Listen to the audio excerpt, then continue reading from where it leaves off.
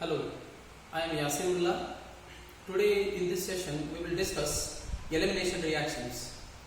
What do you mean by elimination reaction? Elimination reactions are the type of organic reactions in which two substituents are eliminated from the adjacent carbon atoms to form the product. For example, when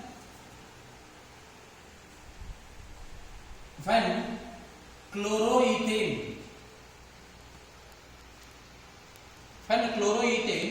is heated with alcoholic potassium hydroxide to form ethene.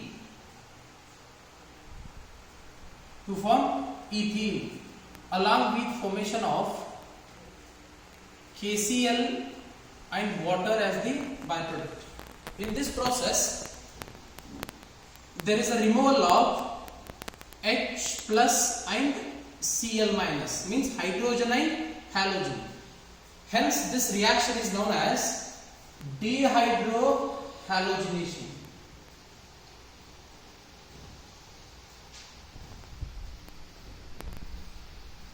Dehydrohalogenation. This is one form of elimination reaction. Another forms of elimination reactions are when 1,2-dibromo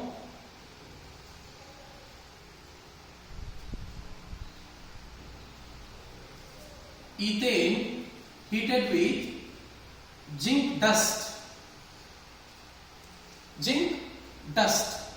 to form ethene.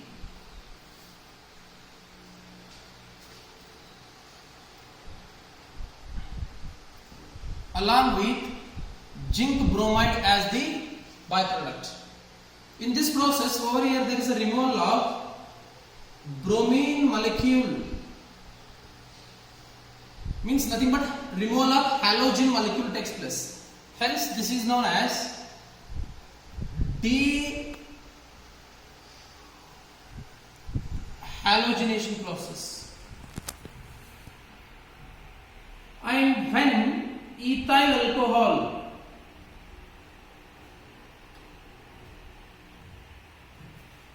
heated with concentrated sulfuric acid at 443 Kelvin temperature to form ethene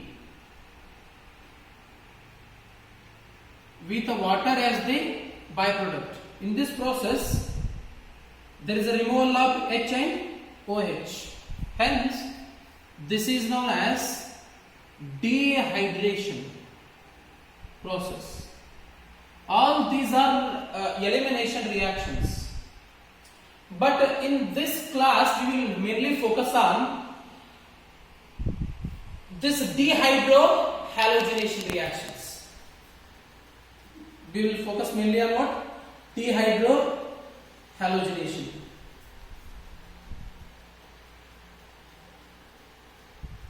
You know already that the removal of hydrogen and halogen from the substrate molecule is known as what? Dehydrohalogenation process. For example, when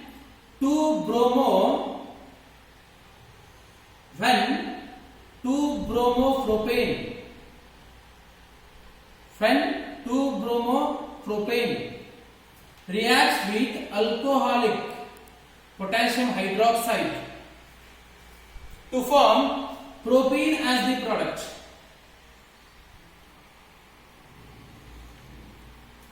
With a potassium chloride and water as the byproduct.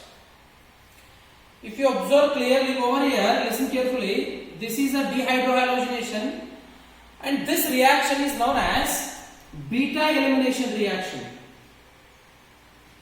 This reaction is known as actually beta elimination. Why this is known as beta elimination reaction? The carbon containing halogen is known as alpha carbon and the adjacent carbon is known as beta carbon. Over here, totally how many beta carbon atoms are there? 2 beta carbon atoms are there. in this elimination reaction, there is a removal of hydrogen takes place. Means this reaction begins with the removal of hydrogen from the beta carbon by the base. Hence, this reaction is known as beta elimination reaction. Over here, if you observe, both the beta hydrogen atoms are same. Means if you remove beta hydrogen atom, this beta hydrogen atom, then it provides the prop 1 in only. And if you eliminate this beta hydrogen also, the product formed is same. Means when identical beta hydrogen atoms are present in the substrate molecule, it gives only one alkene. If a substrate molecule contain two different beta hydrogen atoms, means unidentical beta hydrogen atoms, then more than one alkene is formed. For example, when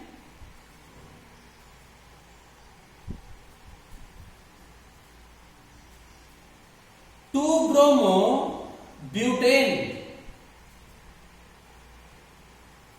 2-bromo-butane heated with alcoholic potassium hydroxide,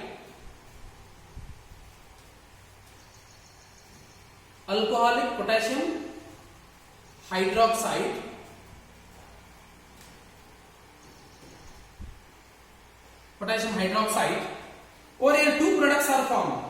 Listen carefully what I will do. You know already that carbon containing halogen is known as what? Alpha carbon, and the adjacent carbon atoms are known as what? Beta carbon. Over here also two beta carbon atoms are there, but the hydrogen atoms present on these two beta carbon are not identical, because let us what I will do to differentiate both the hydrogen atoms, I will indicate one as a HA and another one as a HB. If you remove this HA hydrogen atom from the beta carbon, then the product is, what is the product?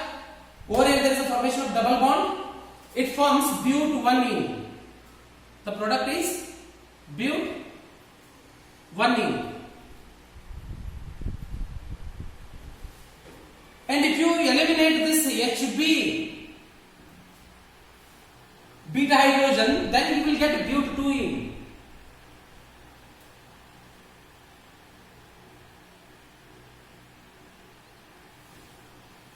Then but2ene is formed.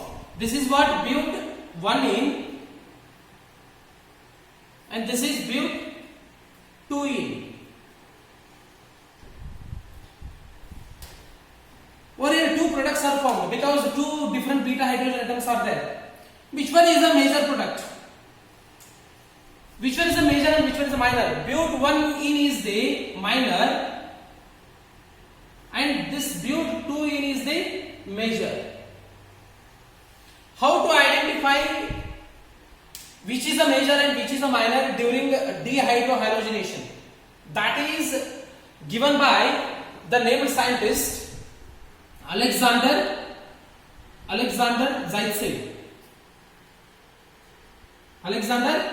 Zaitsev. Through his rule known as Zaitsev rule, and this rule is also known as Sedgwick's rule. What is Zaitsev rule? According to him, during dehydrohalogenation, the more predominant alkene is a one which is highly substituted. During dehydrohalogenation, the more predominant alkene is a one which is highly substituted. In these two, but1ene and but2ene, which is a highly substituted alkene. Listen carefully. Over here, across the double bond, in case of but1ene, across the double bond, only one substituent is there. That is, ethyl is attached to one carbon. This is nothing but what? Mono substitution. It is a mono substituted.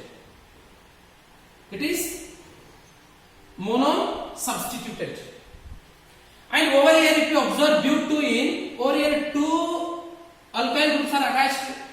carbon across the double bond. This is known as di-substituted product. Di-substituted alkene. Means which one is the measure? Di-substituted. According to Zaitsev rule, during dehydrohalogenation, the more predominant alkene is the one which is highly substituted. Which one is highly substituted? But2 is highly substituted, hence it is a major product. Means in according to Zaitsev rule, during dehydrohalogenation, tri-substituted alkenes are more predominant compared to di-substituted, and di-substituted alkenes are more predominant compared to mono-substituted alkene. This is regarding a basic regarding what? Elimination reaction. Now we will discuss how this elimination reaction takes place. Listen carefully. That is nothing but what? Kinetics of elimination.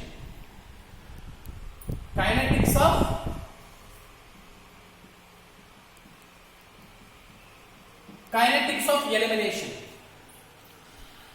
Elimination reactions follows different paths, but most of the elimination reactions follows two paths.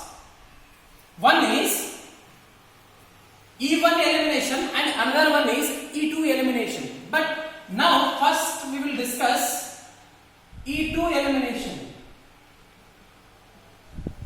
E2 elimination. Listen carefully. What is E2 elimination? It is a single step process via single transition state. Single transition state. To explain this E2 elimination, I will take a general example. I will not take any specific example. I will explain it generally by taking alkyl halide. You know, alkyl halide contain halogen atom. I will take like this. This is a alkyl halide. You know, during this E2 elimination, as the process of E2 elimination proceeds, first what happens? This base approaches this hydrogen. It approaches hydrogen, and there is a movement of this shared lone pair between carbon and carbon, and this halogen is eliminated as a halide ion. All these processes takes place simultaneously, means at a same time. Hence I can represent this in a transition state.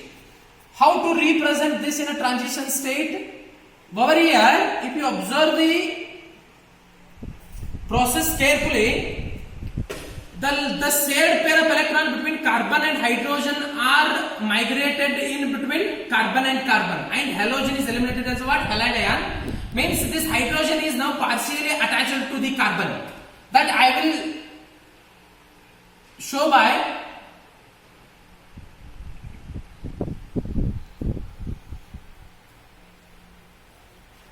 dot, and at the same time there is a formation of what? Double bond over here, and this halide ion also partially detaching from the carbon with a shared pair of electrons. This is a transition state formed during E2 elimination. This is what? Transition state. Now when this hydrogen completely eliminated, hydrogen and halogen both are completely eliminated simultaneously, then there is a complete bond formation takes place between carbon and carbon, which leads to formation of a stable alkene molecule like this, with the elimination of what? This BH plus and halide ion. Means this is what the mechanism of this E2 elimination. This E2 elimination is what? Single step process via single transition state. This is what? Single transition state. Now we will discuss the characteristics of this E2 elimination. What are the characteristics? First one, first character. It follows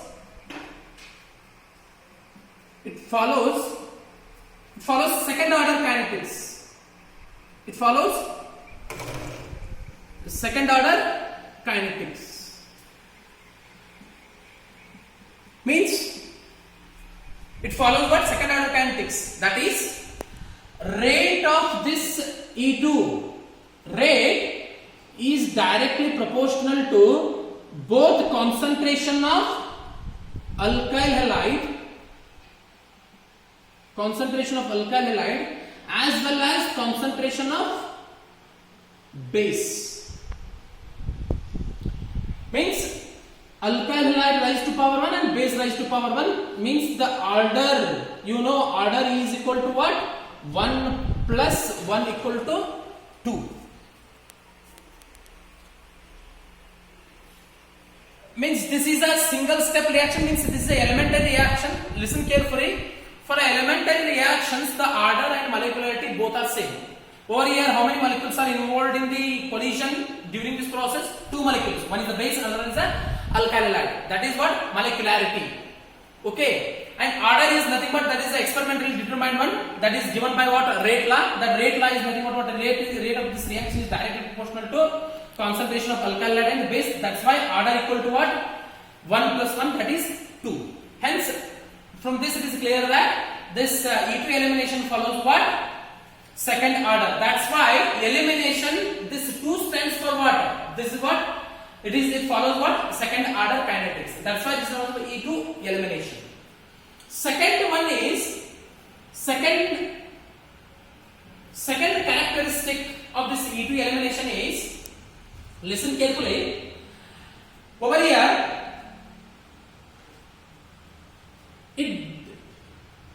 it does not accompanied by, it doesn't accompanied by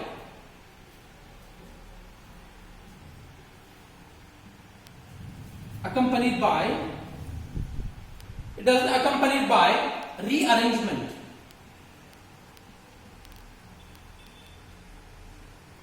Doesn't accompanied by what? Rearrangement. One thing, listen carefully. In a chemical reaction, rearrangement takes place only when there is a formation of a stable intermediate. For example, I will give you an example of a chemical process where stable intermediate is formed. That is SN1 reaction. In case of SN1 reaction, there are 2 steps. One is the formation of carbocation and attack of nucleophile. These are the 2 steps.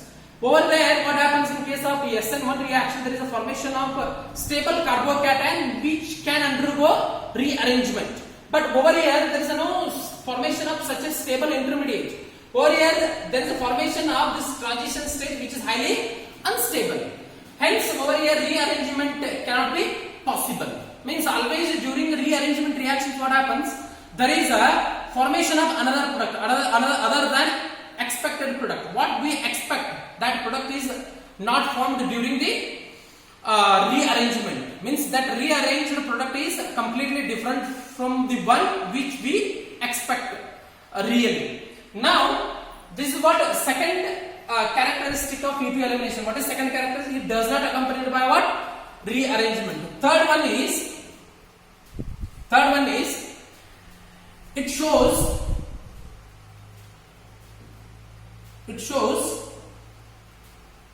primary kinetic isotopic effect. This is very important. Primary kinetic isotopic effect. On this you will come across a questions even in case of NEET exam. Not KCET. In case of NEET exam, the primary kinetic isotopic effect. What do you mean by this primary kinetic isotopic effect? I will explain this primary kinetic isotopic effect by taking an example. That is, when chloroethane